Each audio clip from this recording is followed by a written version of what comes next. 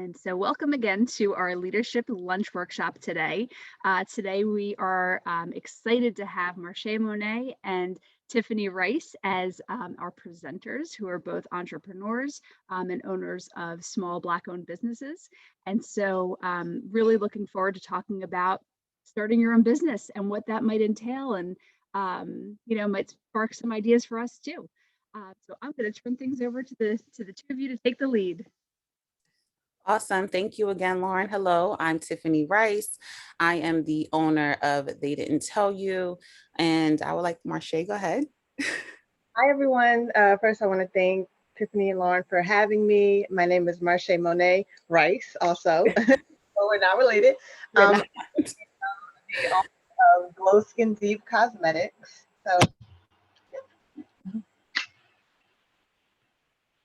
So that's me. I am the owner of Glow Skin Deep Cosmetics, which is a timeless and nourishing skincare brand and lifestyle that promotes healthy skin, hair, and self-love. So I'm going to be a little more wordy, sorry in advance. So my brand that I own is called They Didn't Tell You, and it's really all about creating space and merchandise that both celebrates and centers Black people, Blackness, and our uniqueness in our experiences, and in the words that I like to use, by any means necessary. So for me, that's been through my podcast that I have, because I enjoy having good conversations with people, whether it's me holding it down by myself in the mic or featuring amazing guests. I knew that I wanted to take my words and what I feel is my budding creativity, and use them in a different way, which is why I decided to step my pinky toe into the world of apparel and selling apparel merchandise. So I wanted to make sure that I created dope merchandise that, one, resonates with my people, because that's very important to me, two, offers quality, and then three, contains, impactful and positive statements that empowers my people, like I said, which is most important, and then our allies. So hence you see the two hoodies that I have here. These are the two first designs of like my rebranding for my business. And so the Make It Legal to Be Black is what I call my Make It Legal design. And if you can see the other hoodie, it says a Black woman solved all my problems. That's my problem solved design. Additionally, I do work here at Stockton. For those who do not know me, I work in the EOF department. I am a student success coach, but for the purpose of this, I'm all about the business. And so we're going to, also real quick, a fun fact. I know that Marshay and I are not related. We might as well be, but her dad is actually a business owner as well. And he is the individual who makes all of my hoodies. So I like to support Black owned business through and through. So shout out to you, Marshay, and your dad. Thank you so much. Great for the business. So we're going to get into why we started our business. Marshay, you want to kick us off? Sure. So I started my business basically for myself at first. So I started making skincare products because I have sensitive skin. I was never taught much about skincare growing up, because like, what did our parents really teach us about skincare? So as I got into those teenage years, I did have acne, and being a Black girl, I had a lot of hyperpigmentation. Once that acne went away, it then scarred and turned into dark spots over my face that I wasn't really happy about. I tried many different products and they all burnt my skin. I literally would have burn marks on my skin. So I was like, I have to do something about this. Let me find something natural, soothing, gentle, that will work for me. And that's when I learned about oils and natural oils and essential oils, how they're mostly plant derived and can do great things for skin. So I did some research on the different ones that I needed specifically for my skin. And I would experiment, because fun fact, when I was younger, I used to want to be a chemist till I got to high school and had to take chemistry. And I was like, oh, no, this isn't what I thought. I don't want to, that wasn't me. But I still played in different ingredients and things like that. I used my glow serum for about a year. Well, my main product is called Glow Serum. I was using that for myself for about a year. I would give some to my family and friends, and my cousin was like, I had a dream you started selling your serum and you became a multi-millionaire, like, from your company. And so I was like, okay. I went to Amazon, ordered some bottles, ordered the products in bulk, made some labels at home super fast. And this was in 2019, and started just talking about my product on social media, on my personal Instagram. And because a lot of people had started to see changes in my skin, they were like, oh, wow, Marshay, like, we want to try this. So I started selling through Cash App and such. And that's kind of why I started it. But then once I realized that I had people telling me how much they loved the product, and I had return customers before even having a website, that was the real reason that I was like, okay, I really have to build this business, and learn about branding and such, because people actually like this. And I figured, like, if it works for me and it helped my skin, I know it can help others. So that's why I started my brand. Originally, I didn't think I wanted to be an entrepreneur, but when I found something and I created something that could help others, other men and women, that really why I became invested. And then I started, they're all natural oils. So you can use it in your hair, you can use it on your full body, you can mix it with other products, you can use it on your lips. So, it's a universal. My dad uses it in his beard and promotes that to other men. I have women who use it for stretch marks and just for a glowy look.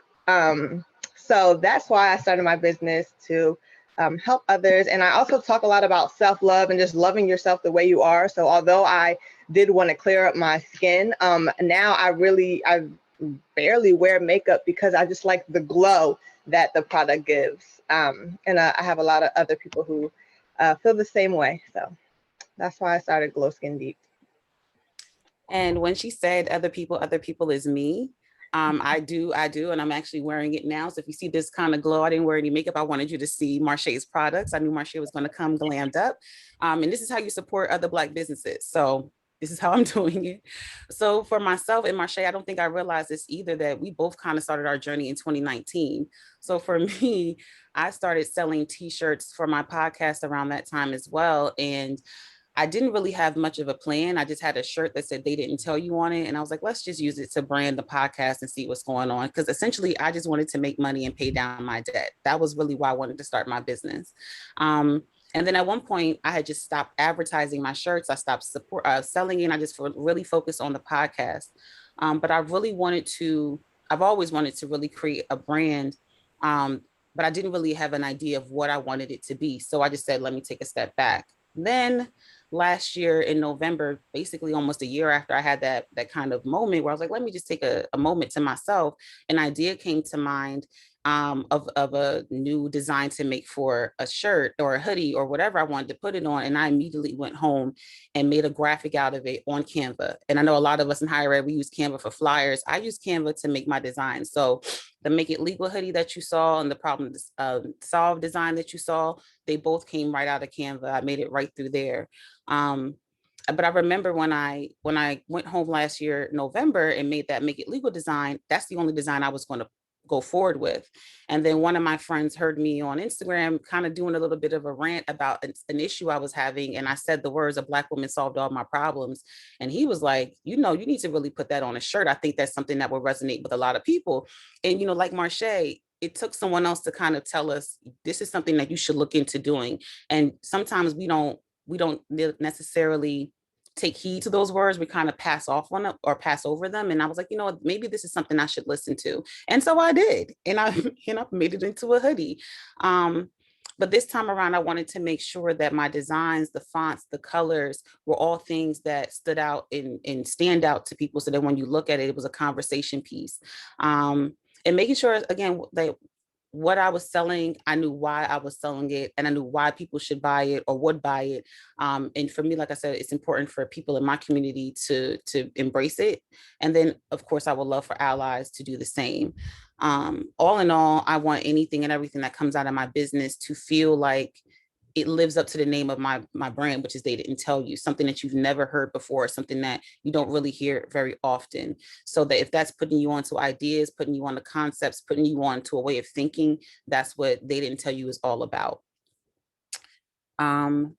Moving on.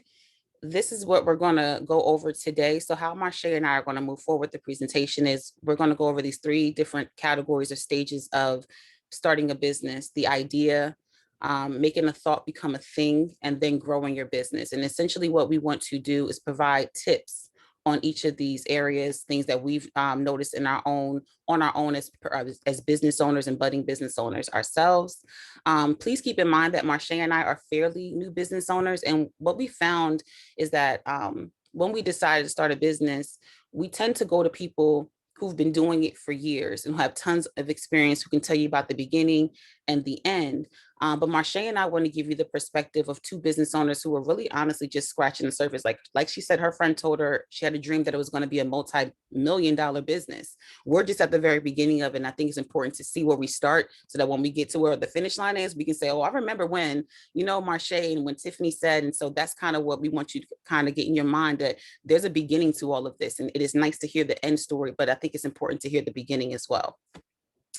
Now that I'm done with that, let's get into the idea. And this is the moment when inspiration hits you. So our first tip and word of advice is to write it down. Every single idea that comes to mind, put it on paper. For me, at least, I like to put it on paper first. And I know a lot of people like to use their phone apps and other things like that to type things out. But for me, there's something really special about putting pen to paper, writing down the dreams that you've envisioned from yourself, but make it fun. So if you have to go to the dollar store and pick up a cute notebook, or if you like nicer stationery, go to Burlington Coat Factory, go to TJ Maxx, pick up a nice notebook there. I have a nice stationery notebook from TJ Maxx here that, look at Marshay, there we go, right? We pick up things that make you feel good so that while you're in the process of thinking and creating your idea, you have something beautiful to look at too. Is where, if you're like me, you're a visual individual. So when you see something nice, you want to write something nice. You want to put nice things down to paper. So that would be my first tip, is to flesh out your idea. Yep. So just ditto to what Tiff said. So I'm going to go right to the next part. So search to see if it exists. So whether it be the exact service that you want to offer, product that you want to offer, then even to the name, do a search. You really, don't want to have the same exact name as someone else, or you don't want to have the same exact product. You don't get me wrong, you can have the same product, but I wouldn't suggest the same name, because just because you have the same product as someone doesn't mean anything, really. Yours may be a little better, or people may just know about yours and not know about the other product. But I would still do research, because once you do see someone who's similar, then they become your competition. And then you say, what don't they have that I can have and that I can add to this market? So search to see if it exists. I know for me, coming up with my name for my brand was one of the harder things. It came fairly quick. I knew I wanted to have something with glow and something with skin.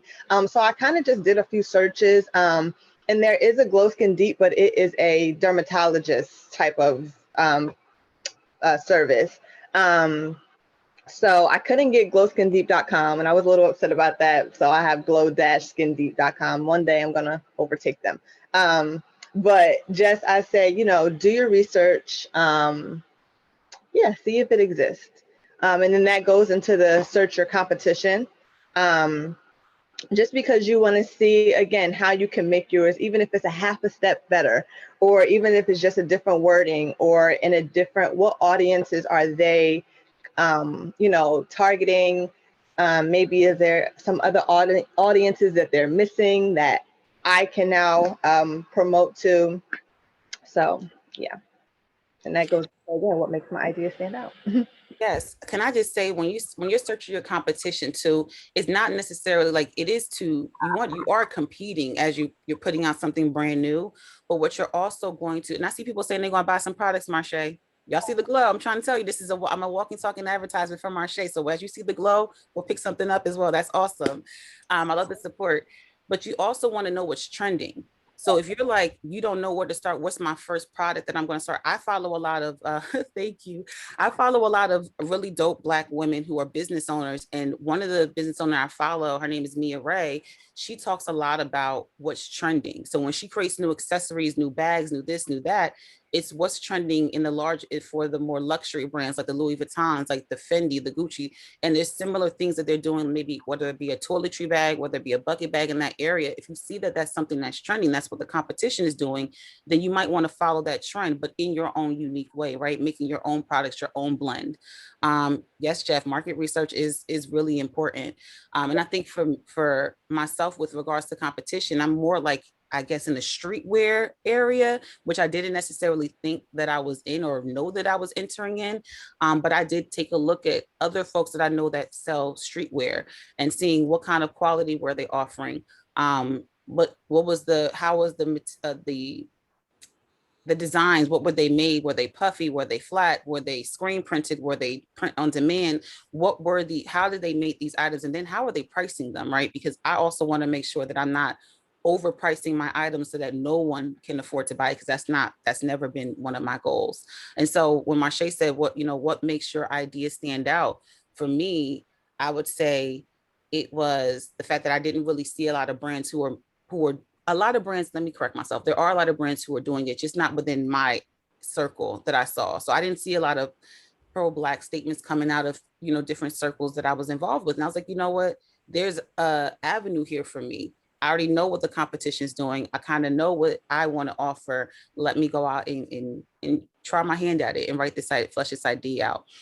Something that people don't talk about enough, which is this last piece, is keep your idea private, at least in the beginning. And it's not because you don't want to share with other people. It's not that you don't want to get the opinions of other people in the beginning, but when the idea is brand new and it's really, really fresh, it's very vulnerable. You can be in a very vulnerable space.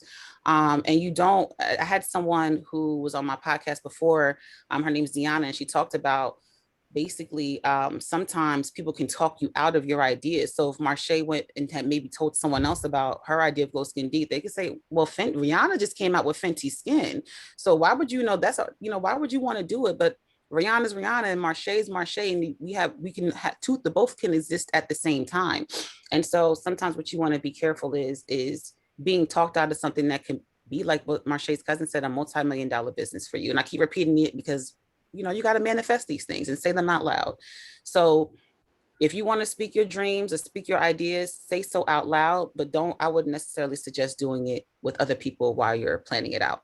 You just don't want them to steal your idea too. Like, not necessarily if you have a friend, they might not steal the idea, but if you're talking about it, some people may just say, like I can do that too. So definitely, you want to start talking about it when it's set in stone, when you're ready to almost launch and now you're just hyping up your product. And again, when it comes back to writing it down, write everything down, pretend like you're telling someone about it in your journal. Like they say it's crazy, but I talk to myself, I write my stuff down. And I think that's a good way to keep your ideas private. Yeah. So. Yeah, sometimes people don't mean to steal. Sometimes people unintentionally take an idea because it's hard, right? We're all kind of copycatting a lot of different things. Nothing is really wholeheartedly an original concept. It's just uniqueness of what we bring to the concept itself. Like some of these things, everyone sells purses and bags.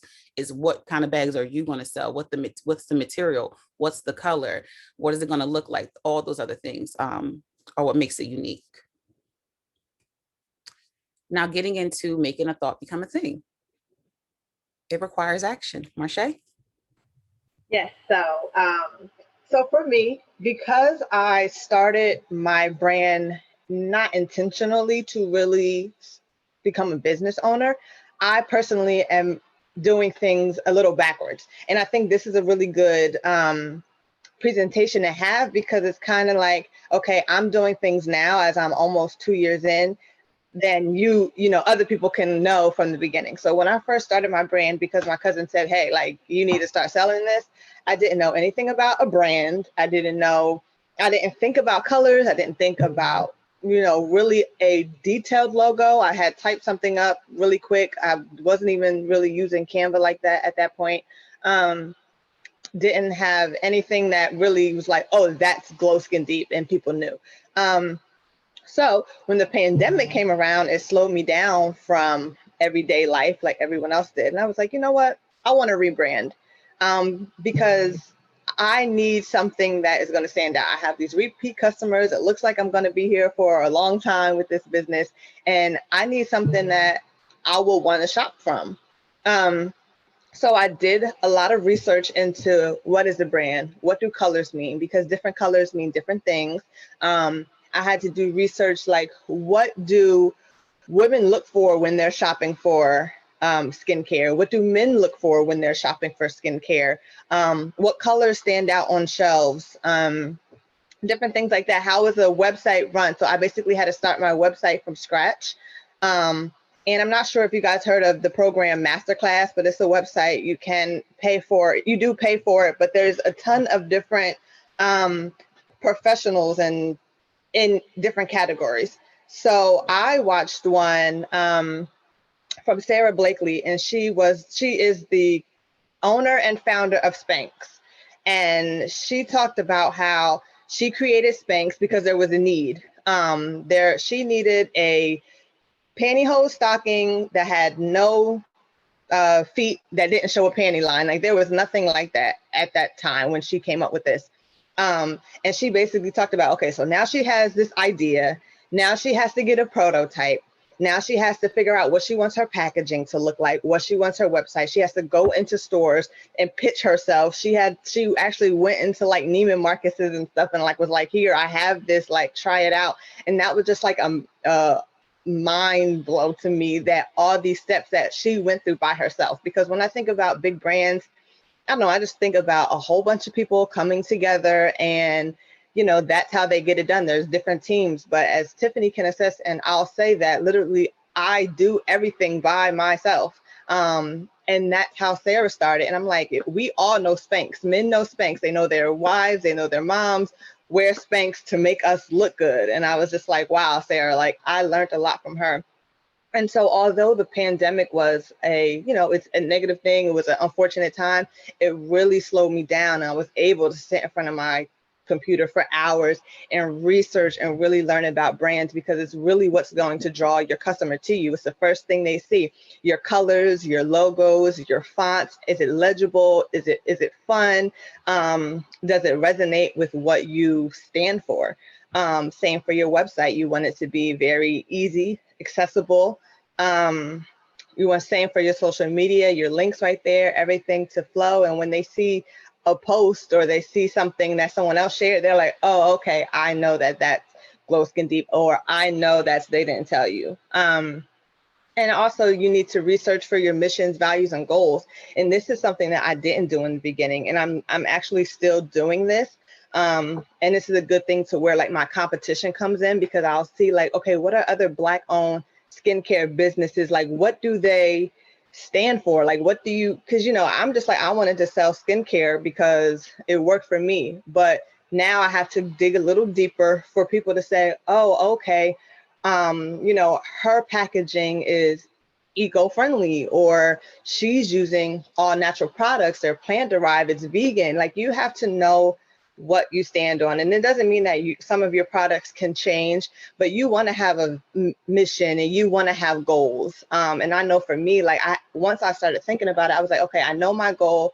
One of my goals is to be into stores that are like almost like drugstores, because I want my products to be for the everyday person. Like, for me, I grew up on Vaseline that we still use. Johnson & Johnson products are known names. And I would love like someone to go to CVS and like, oh, I got to go grab this Glow Skin Deep really quick.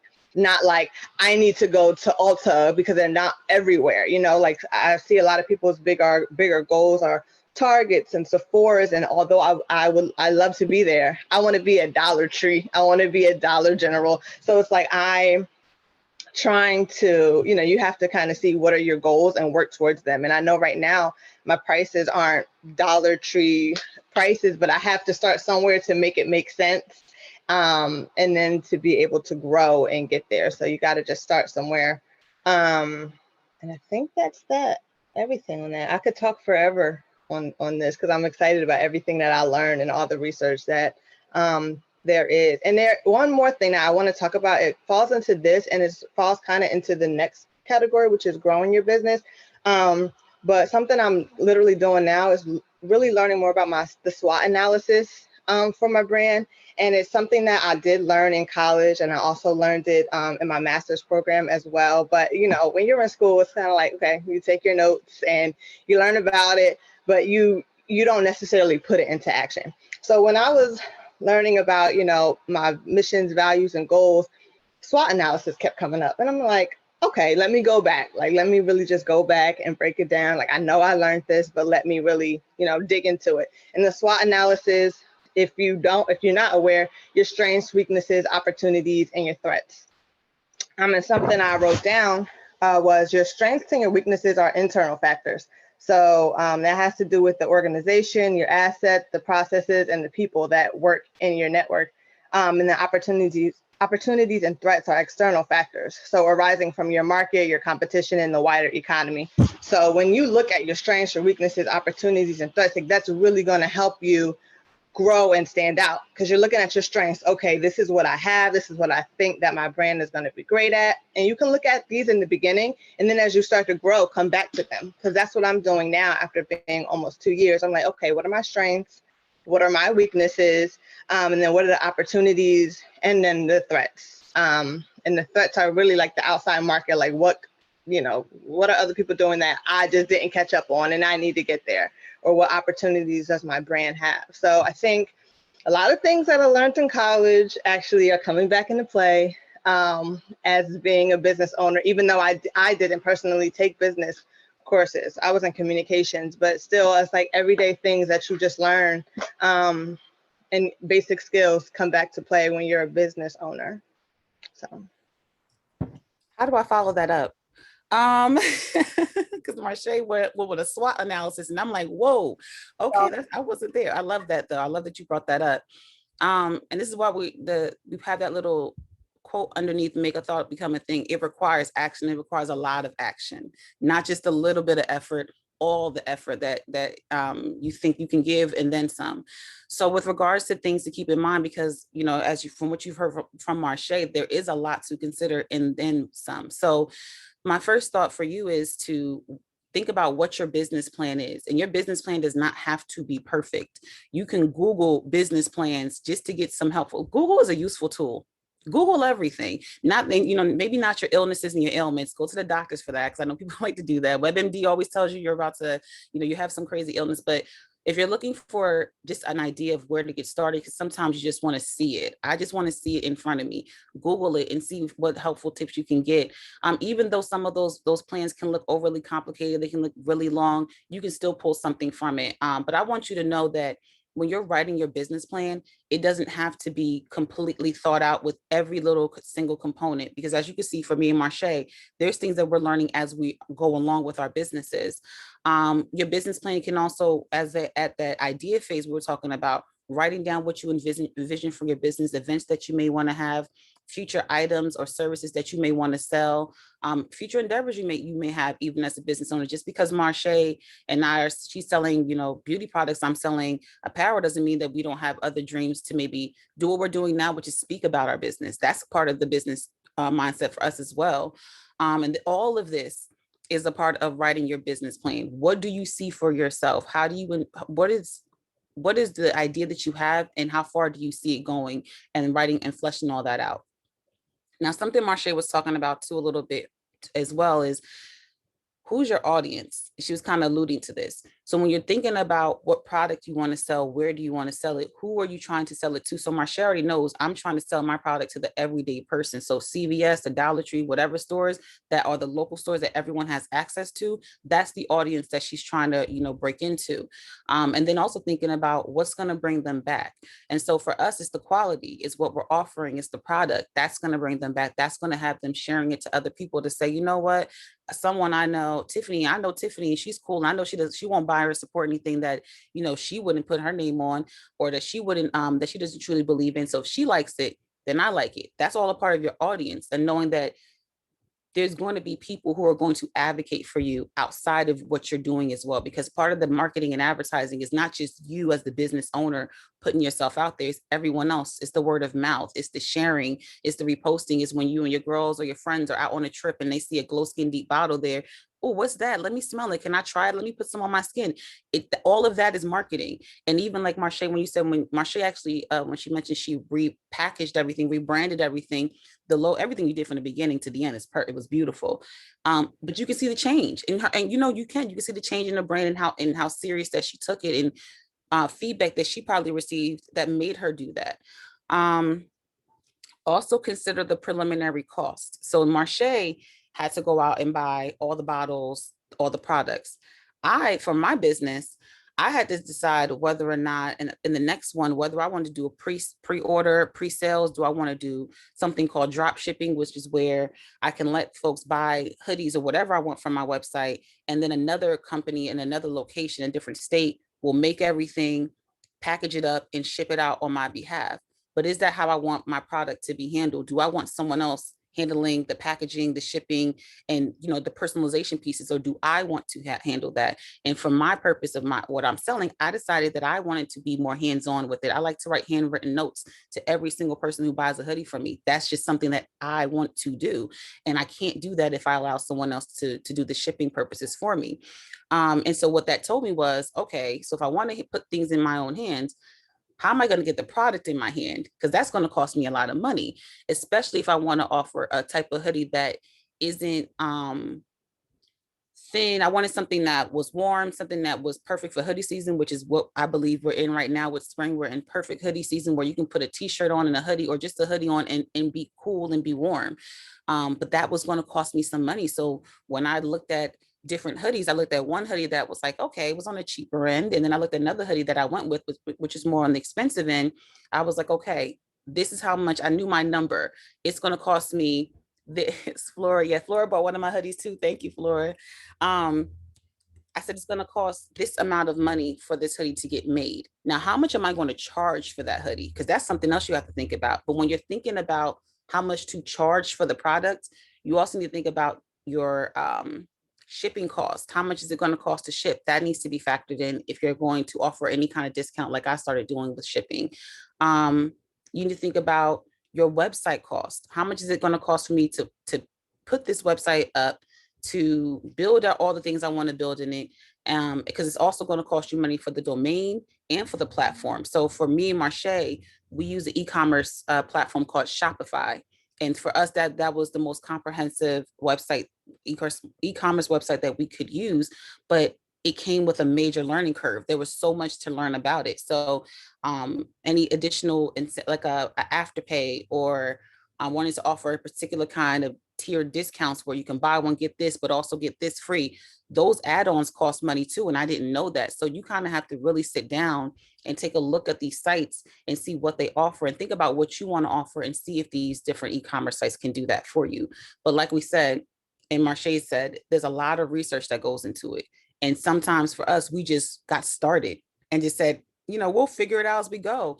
And now that we're figuring out, we're realizing like, oh my goodness, there was a whole lot more to this than I anticipated. And so there's a lot more thought that we need to put into our business than we were initially expecting. So when you're ready for this stage, remember that it is going to require a lot of action. Before Then, go ahead. As I was doing research, and I handcraft my own oils, and I do that on my own. But as I was doing more research and I wanted to get into more products, I learned about private labeling, and I started like hearing a lot of people do it, and not even just in skincare, but in a lot of different aspects. So since we're talking about business owners, I know that a lot of people are private labeling. So what that is someone else, like a company, will make products. And you basically just put your name on it. And like when Tiffany was saying, like, she didn't want someone else to make it, ship it, and do it, because she wanted to actually put her hands on it. That's what has stirred me away from doing private labeling. And every time I get like a little, defeated, because I'm like, dang, I'm not really a chemist, I'm not really a scientist. Like, it's a little harder for me to make these products. Newer products. I'm like, should I just do that? But it's like a part of me, it's like, no, I want to put my ideas, my hands on it, and say that I created it. But a lot of people, it's not anything wrong with the private labeling. And that's just something when you're doing your research to see if you want to get into. I noticed one lady, she was like, I sell spatulas. I'm like, what? She was like, I was looking at trends and like for some reason spatulas were trending. So she had a brand, they sent her spatulas. She put labels on it or however she did it, and she had a spatula brand. And of course she didn't come up with the patent or the specific unique idea or whatever the spatula did, but because it was trending and because she wanted to make extra money, she started selling spatulas, and I guess she put them on Amazon or whatever she did. Yeah, so I guess they are hot. That's so funny. I was like, spatulas, that's so random. But hey, if it works for her, so it's like so many different things that you can sell. Like some people just want to be entrepreneurs and they just are like, I know that I'm a great salesperson. I can do this. Go to Google Trends and see what was hot. You never know. It is a trend, so it may fall off. But it just goes into your research. And even if there's something that you're passionate about, but it may take a little bit of extra time to start from scratch, maybe starting somewhere, you could start with the private label thing. And then in the meantime, while you are getting a prototype for your very own. So that just kind of goes into the what Tiff was saying. Yes. Thank you, Marshay. And then we're going to go to the last one, which is growing your business. What's the last one? And because I cut you off. Is it a product or a service? What happened? The product or service on the last slide. You didn't say that one because I cut you off, I think, right? Or did you already talk about it? Oh, we talked about it. Oh, yeah. It's okay. No, you didn't cut me off. It's fine. Product or service. I don't know. Sorry. It's okay. No. We can move on from there. I kind of went over. It's all good. So growing your business. And this is what we kind of, the theme here is like, get ready because it's going to be a lot of work. We constantly want to remind you, it's not going to be easy. So if you think you're going to go into this business mindset or start a business and thinking, I'm gonna hit the ground running and I'm gonna just soar, you got another thing coming. So we're going to start off with the first tip. Yes, my favorite, not so much. Content and content creation. Whew, Lord. The other day, I did my content calendar for like the rest of the month, maybe like a week ago. And I'm trying to get on it in advance because when I have to think of like posting something, it gives me anxiety. And not even just posting, creating. So it's like, I use Canva for everything now. Canva is my life.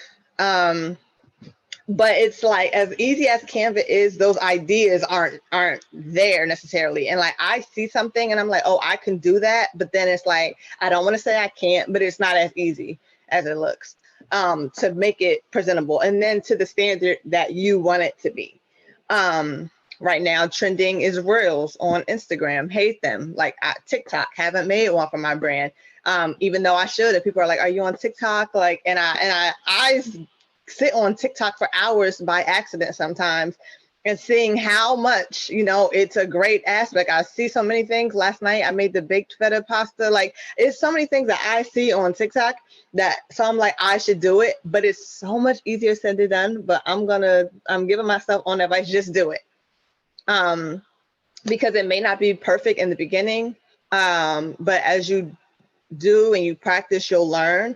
Sometimes I don't always love how like a reel that I may make comes out, but I do it and I end up getting great feedback on it. Or I'm going through stories and I've seen so many people share it. I'm like, oh, wow, wasn't that bad. But try to, for me, a tip when it comes to content, do it in advance. I have a content calendar.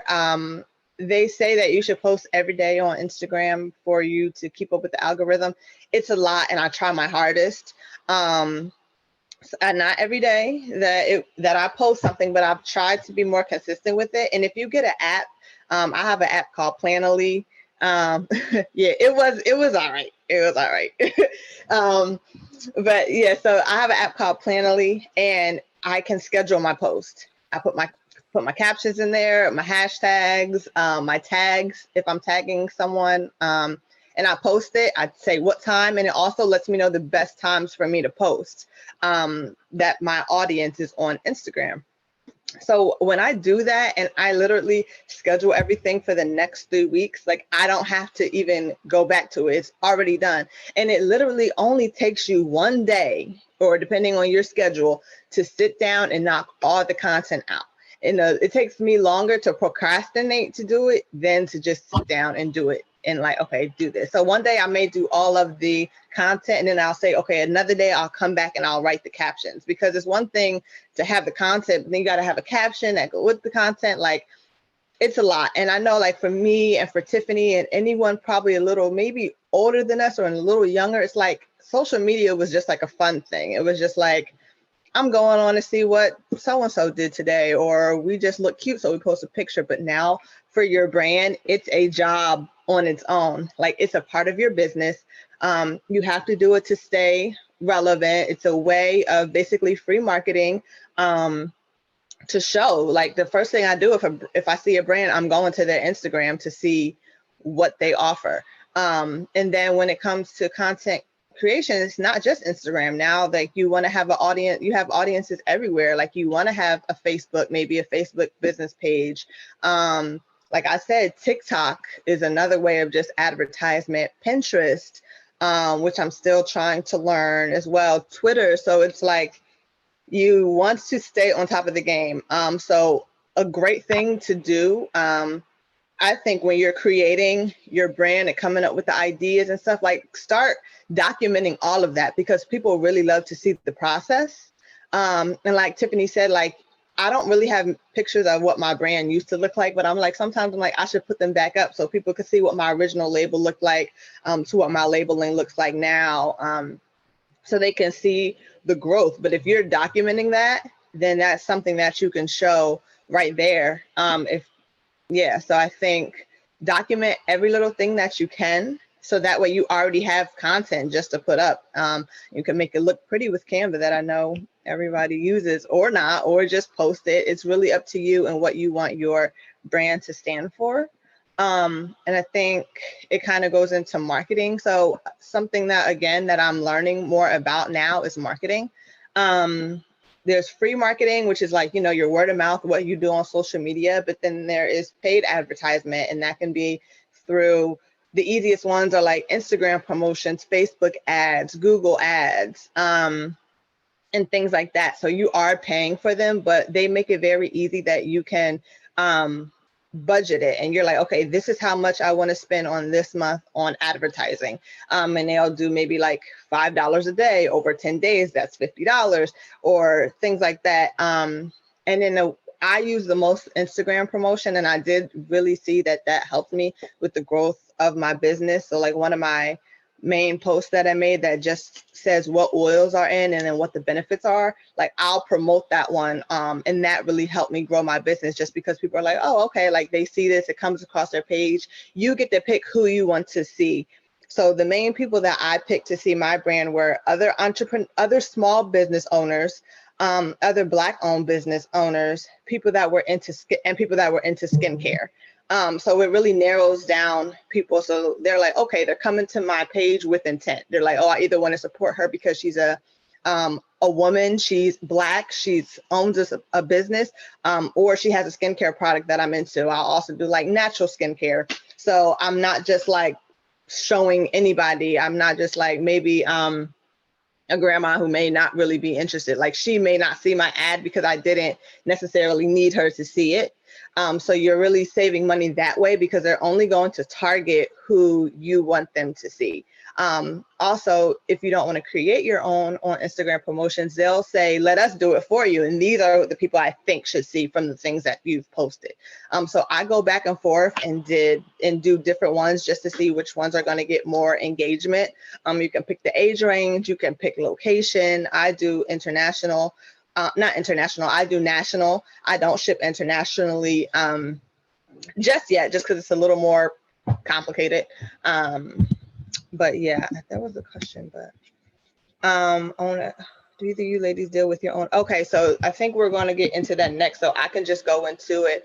Lamaya had a question. So I literally just got an accountant, and we haven't really talked I really hired her, was hiring her for my business, but then tax season came around. I was like, can you help me with that? Which is more of a personal thing.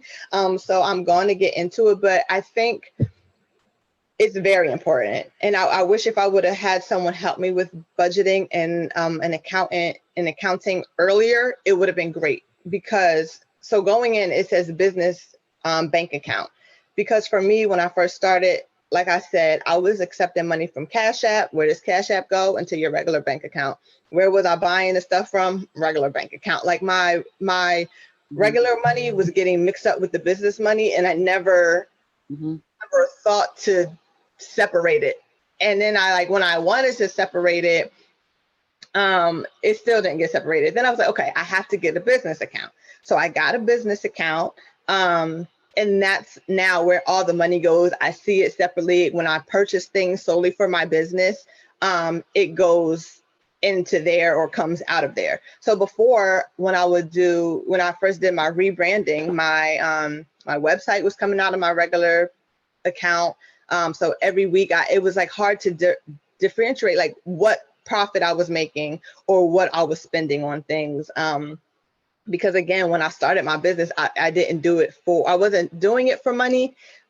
And I wasn't really thinking like, oh, I need to see a profit. So I wasn't even paying attention to how much I was spending. So if you have an accountant, like they'll be able to say like, okay, like let's budget this, because they'll also help you say, okay, what is your goal for the end of the year? How much do you want to make on your products or from your doing? And if you're like, okay, I want to make 10,000, they're going to help you budget how to get there.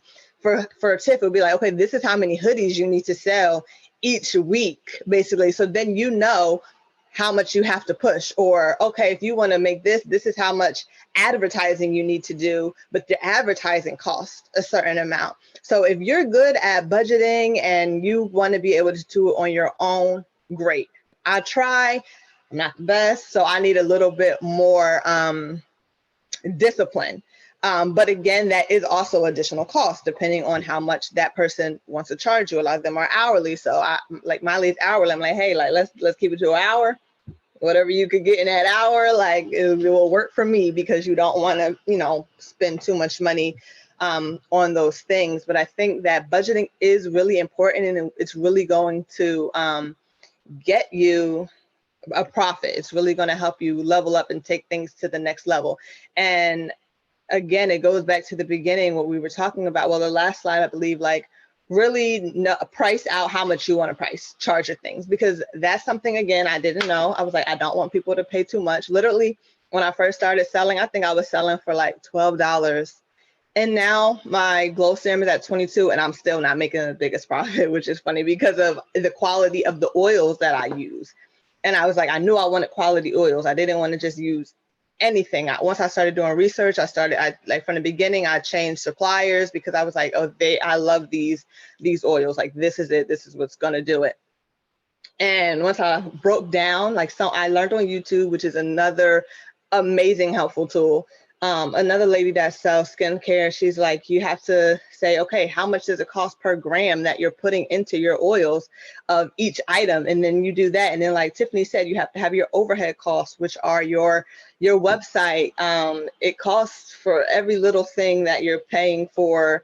Like I pay for Canva Pro just because I don't want to miss out on anything that costs. So you have to add that into the pricing of your products. Now, for me, I did it backwards. So it's like, if I would have known, maybe things would be a little different. So I think it's good for you guys to, if you're going to start, even have an accountant just help you with those things. And then, okay, I'll get to questions later, but let's see, bank account, LLC. So I have an LLC. Tiffany and I have LLCs for our business. I had someone help me start mine. What about you, Tiff?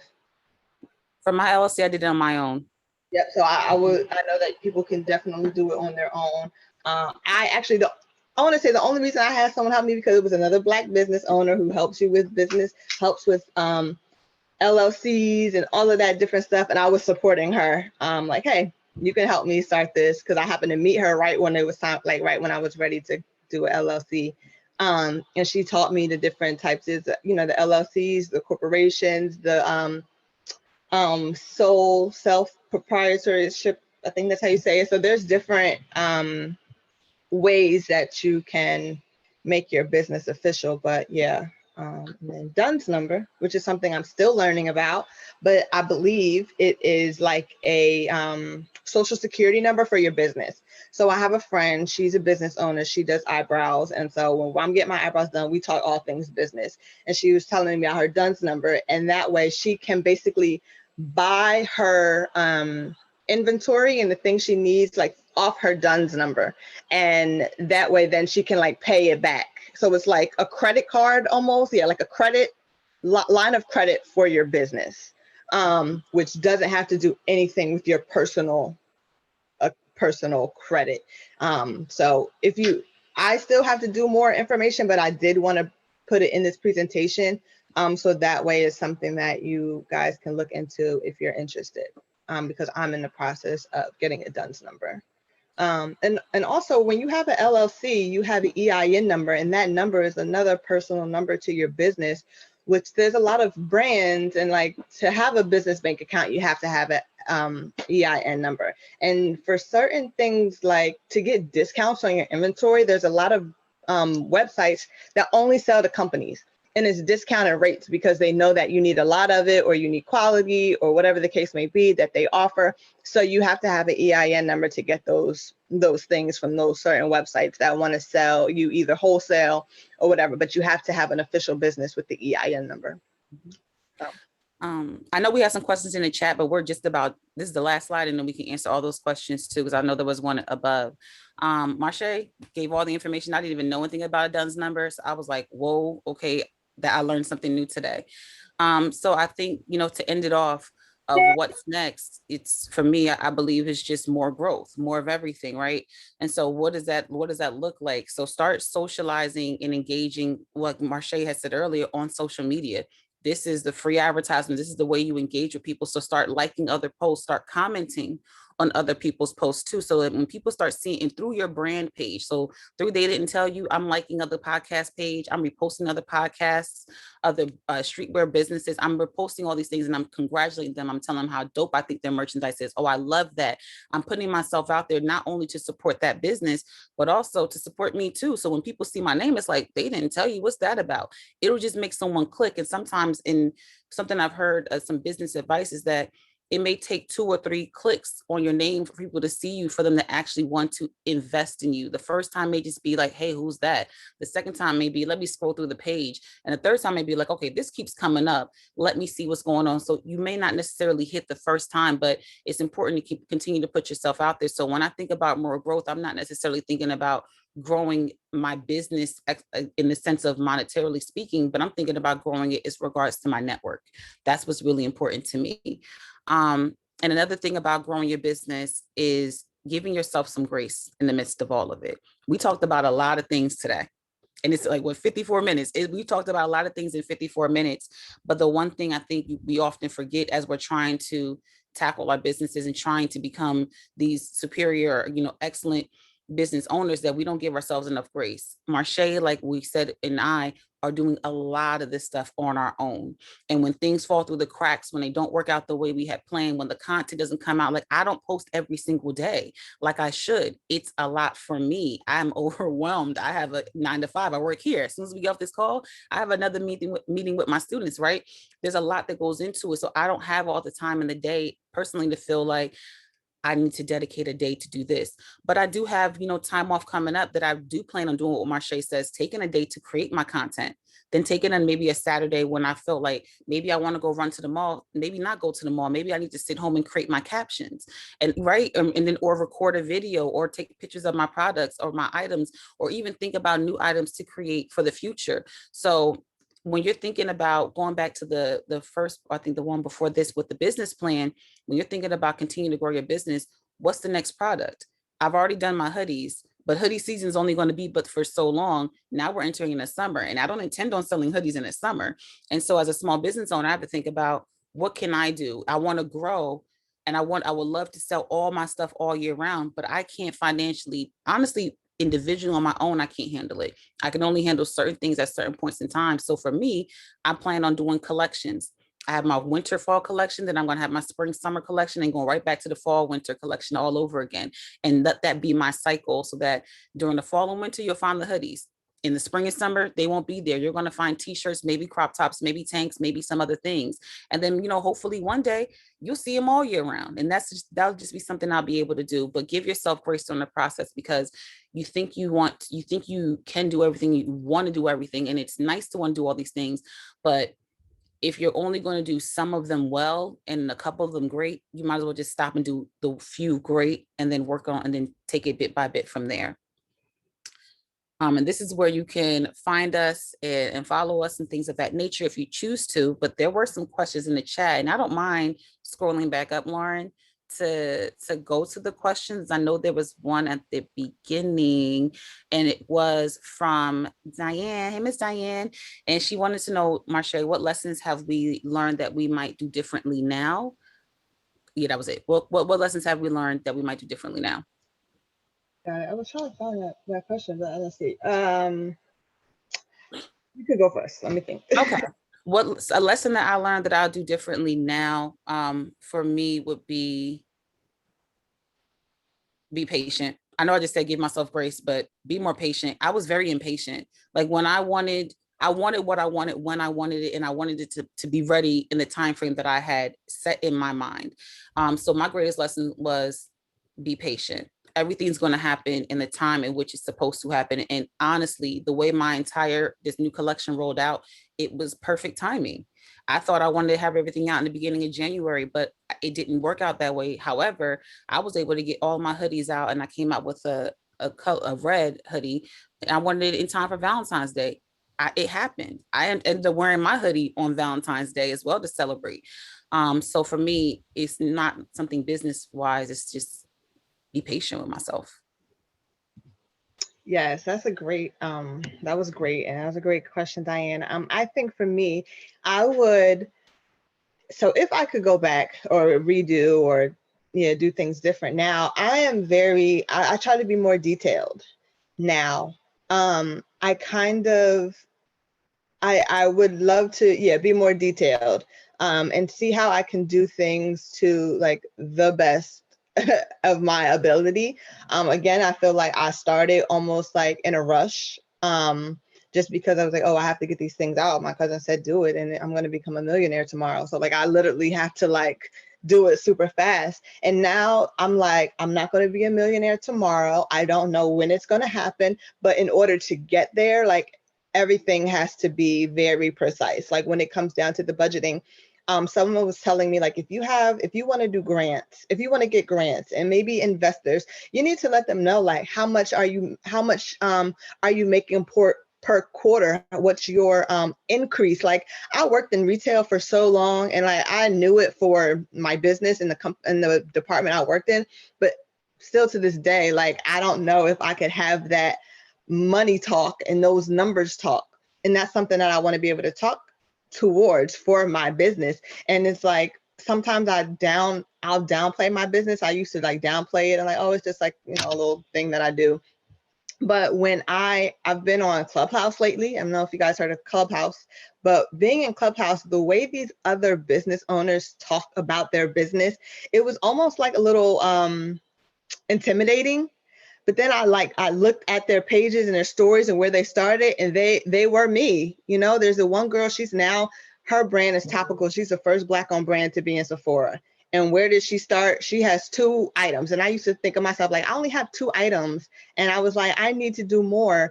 But then when I saw that she's in Sephora now, she just got in Sephora, she has 2 items. Like, she can just talk to her brand. She knows, okay, this is how much we did in last quarter, and this is how much we grew. And even if it's like, last quarter we did $100, and now we did 150 or 105. Like, every little bit is like a growth. Or even if it's not, we had a decrease. Now let's see why we had a decrease and what we have to do, or why we did better at this time. So I think I'm trying to look at my business as a businesswoman, whereas I never looked at myself as a businesswoman. I was like, I just sell these oils that I make at home. But now I need to look at it as a business owner. So that way, when God is like, okay, it's time for you to be that, your brand is about to glow up, I'm ready for it. So I kind of am starting to like boss up as if I own Johnson and Johnson, and I don't.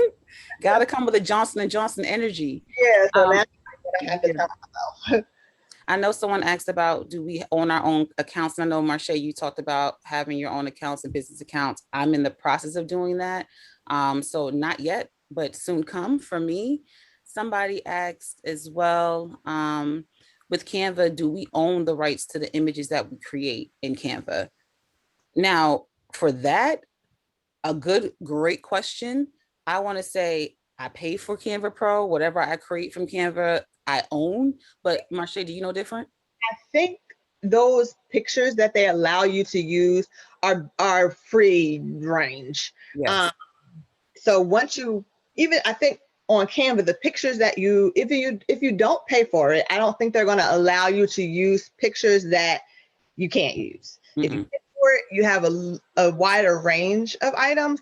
And I'm not 100% sure, but I don't think Canva is going to post something that you can't use. Now, when it comes to owning the right, so if there's something you own, I think, and if somebody like reposts it on their page as if it's theirs, like I think they can do that without any issue because it wasn't like a licensing thing that you didn't feel like if you wanted to like license out your photo, that's a whole nother step that Yeah. I'm sure about.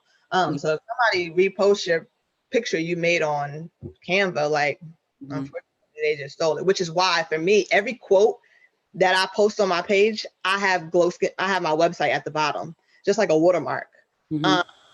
And just as like, okay, they can still steal the quote because a lot of my quotes are quotes that I found, but it's not going to look how mine looks. Mm-hmm. And if they repost it on their page, it says my website, so they, whatever. And then Diane, she's had a question above that, so I just didn't want to. Which one was that? What else do you have time for? Sorry, yes, I missed that. So because of the pandemic, my regular everyday job has slowed down. I work in music, live music and touring. So that right now is kind of at a stop. And it's a good thing right now because it allowed me to learn again more about my business. But like Tiff said, give yourself grace. Like it's some days where I'm like, wow, I didn't do enough and I get a little down on myself. But then there's times when like, you know what? Who knows when we're going to have this much time to work from home, and things like that, and be remote and not have to be in class every day or not have to be at a job every day, which some people are. But for me, it's like, I don't know when I'm going to get this time back, because when the world opens back and shows open, everybody and their mom, every artist is going to be on the road. And my goal is to be working with every artist that's on the road. So it's like, I'm just like, like, take some time to do things, sleep in sometimes. And then there's some days when I want to be up and do more things, but I'll try to say, like right now, I'm kind of in a phase where I'm trying to work on new things to launch in the beginning of the summer. So I tell myself, like, I'll make 2 or 3 new items a week. And they're for me to test. I'm not like ready to put them out yet, but it's like, sometimes I don't get to 3, sometimes I may get to 2, and maybe it's 1, and maybe it's redoing one that I already did. So it's like, I don't really have a set schedule. I kind of just do what feels best for me. But I have time for, other things. It's a blessing. I don't have kids. So that's something like, I have a little bit more free time, but not everyone has that opportunity or that luxury, I'll say, because that's a luxury. But yeah, so I think you just have to figure out, put yourself first at the end of the day, then do what really makes where the money is coming in. Because I know a lot of people, they'll say like, you have this idea, you have a brand, but don't quit your day job. For me, Glow Skin Deep is not bringing in a full-time salary for myself. So that's something that I can't, it's a goal to be able to do that, but that's not where I am now. And then you need money to make money. So you have to still do that job. Don't quit your day job, they say. Please don't. But for me, like, I'm actually about to go to school to become an esthetician. And I never thought I wanted to do that, but I'm like, if I love skincare, and if I am making skincare, I want to know more about the ingredients, more about the skin. So I'm kind to try to make it so that even my job becomes something that has to do with my hobby and my love for skincare and stuff. So I love that. Go ahead. I saw there was a question about registering your business, but I saw Jeff, you meant you answered it, that you do need your EIN number first, and then you can register your business because the EIN number is needed. It's like your social security number for your business. It is needed in order to register. So thank you for answering that question, Jeff. go to like if you just Google how to start an LLC, there's like a official, I think a government website. I don't know. It might be small bit SMB, small SB, and something. Jeff is like, you're getting there. Small Business Association, I think. And then from there, they tell you the steps, and then you can start it through there. I see there. I know I heard someone say they have a question, and there was one more question in the chat too. But whoever has a question, go ahead. I have like a little business I'm kind of working on, but it's in more of like a niche market. So like you guys have a market where it's a little bit more saturated and you kind of could just jump into. My worry is I don't have the audience, and because it's such a niche market and it's highly regulated, it's a lot harder for me to go into, and especially because to market and do certain things, I have to dish out a lot more money because I can't go through the regular avenues that you guys could.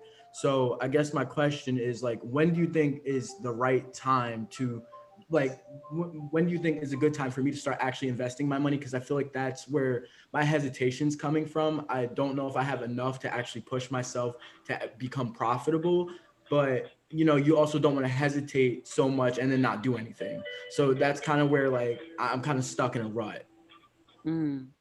That's a really good question, and I'm jealous because I'm like, I wish I was in a small niche where they needed me. Like they definitely need me.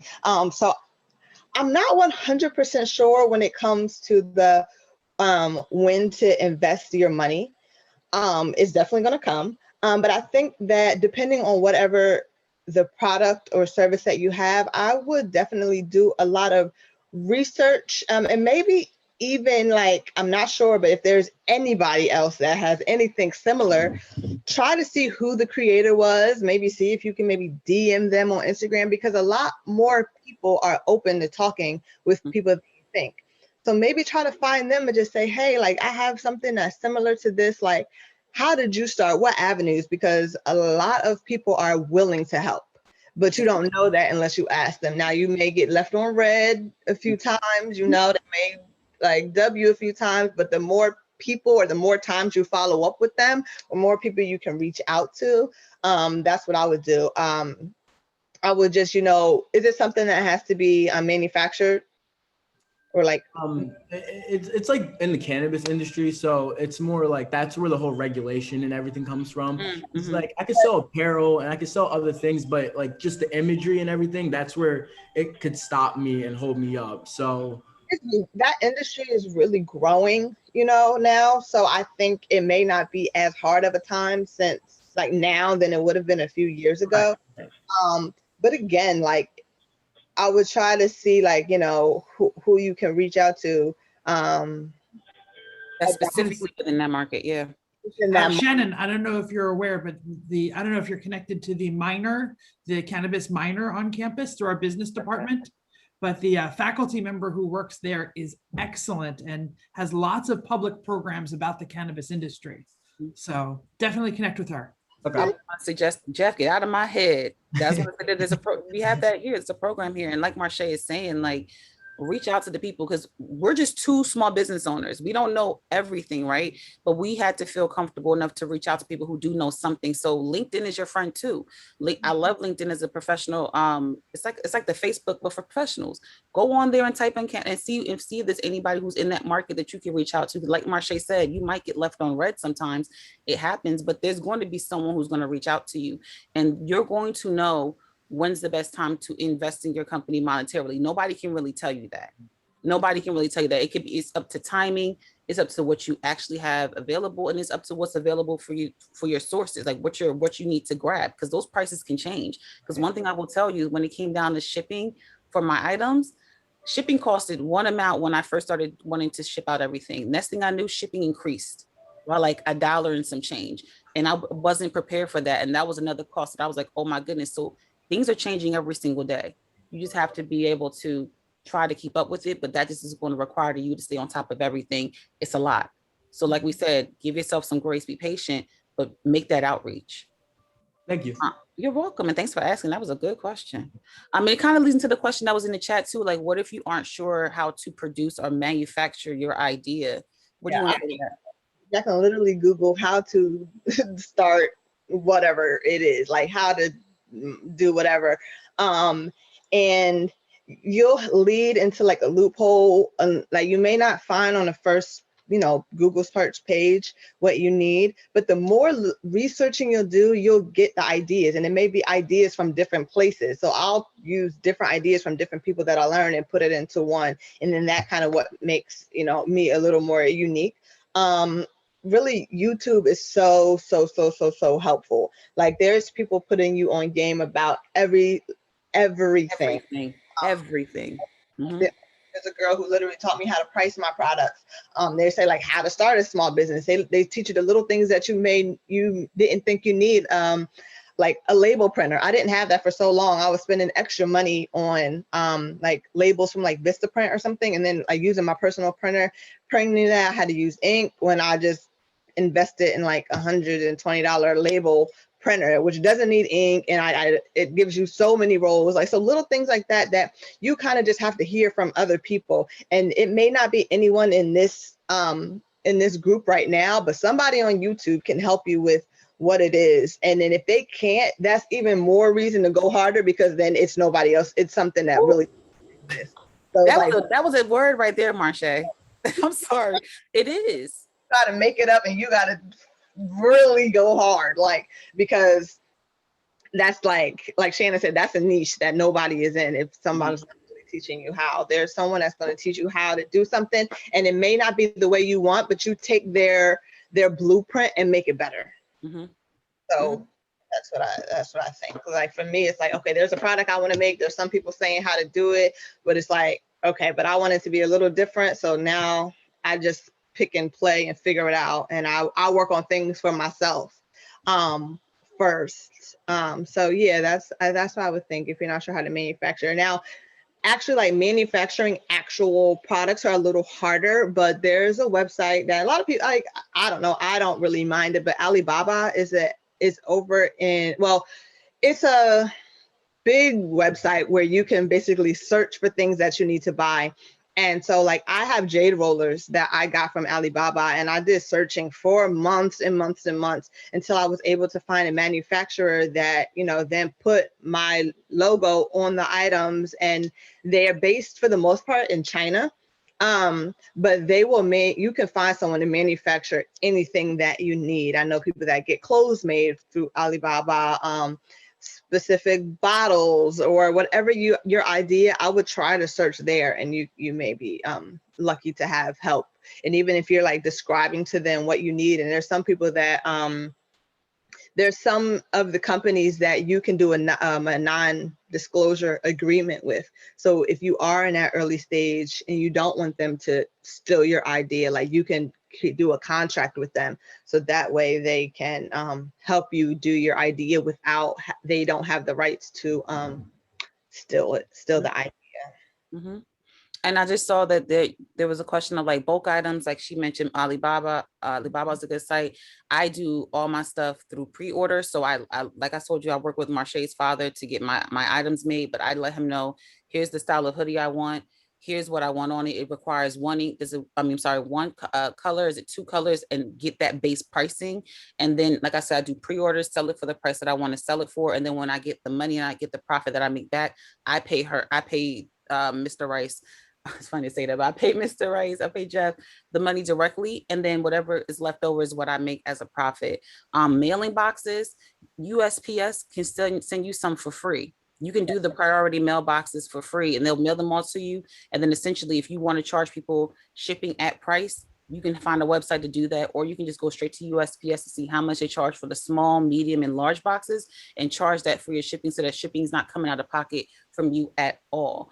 I made the mistake of wanting to offer a cheaper shipping price, and it really ate into my profit. And I realized I was trying to be nice, but I can't be nice. You know, I can't afford to do that. And it's mistakes you learn along the way. Now, the people who bought from me before loved it.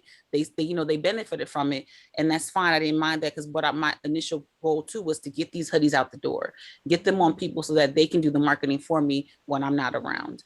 And then I see you say customize items, and there's a bunch of different sites that you can go to that can customize your mailers if you want it done that way. I think one called like Sticker Mash does it, or Sticker Mule does it. Go ahead. All right, so first in the beginning, before I was doing like customized stuff, like even I customize my own things. So like, let me tell you how. So in the beginning, and still for the most part, Amazon is my best friend. Like my mailers come from Amazon, and the more you need to purchase, that's when you may want to go to another website. So the good thing, like a lot of the websites that are for companies, you have to have a minimum of like a couple hundred of items.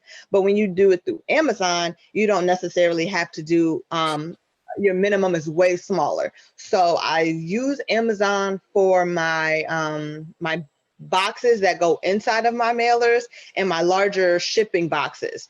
And another reason I love Amazon, because I have Amazon Prime, and if I'm low on inventory or something, like I have, it will be there the next day or the next few days. And I like that for my business, because one, I don't like people to wait too long for their items to be shipped and delivered, because we like our speedy delivery. And it's just very easy and accessible. But there are other websites like Uline is a popular one for a cheap price to get boxes. You can do boxes there, bubble wrap, bubble mailers, poly mailers. There's also another website that you can do, well, like she said, Sticker Mule, you could do stickers. So like I'll order boxes from Amazon, and then I'll order stickers from like Vistaprint that have my logo on it, and I'll put it on the box. So now I have a customized box without buying a customized box, because they're actually, it's not that they're expensive, it's just that you have to have a large minimum. And like, I don't know if I need 250 boxes right now. Like, I don't. It's crazy, because like over time I realized, like, yes, I have so many products, but at this moment I have so many things I want to change. Like I want to change my label soon, and I'm like, I don't have that, so I don't want to buy 250 of something. Like I kind of have attachment issues on those things. So I go to Amazon. And another fact that I saw someone do is that they'll buy, like, even when you go to the store and you'll buy a product, even say if it's like a lipstick or it's in a cosmetic box. You can just buy the plain box, which is very inexpensive. You could get that on Uline, you could get that on Amazon, and then just create stickers and put the stickers on that box. So now it's more, it's less expensive to do so. But there's so many resources for overprints, for prints. I think it's called For Over. Yeah, for prints. Yeah, I think something like that. Yes. Yeah.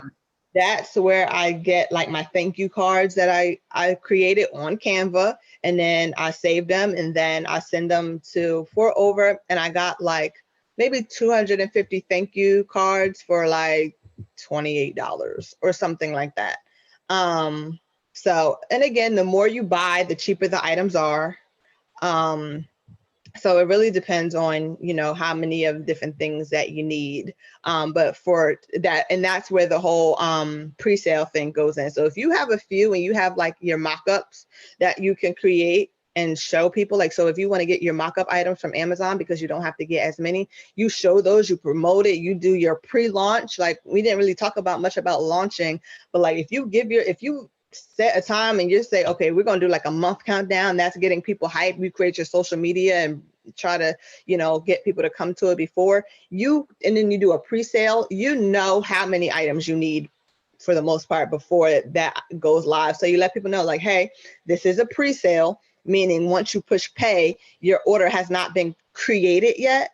So like for Tiff, when she did her pre-sale, say if it was like 5 days or whatever.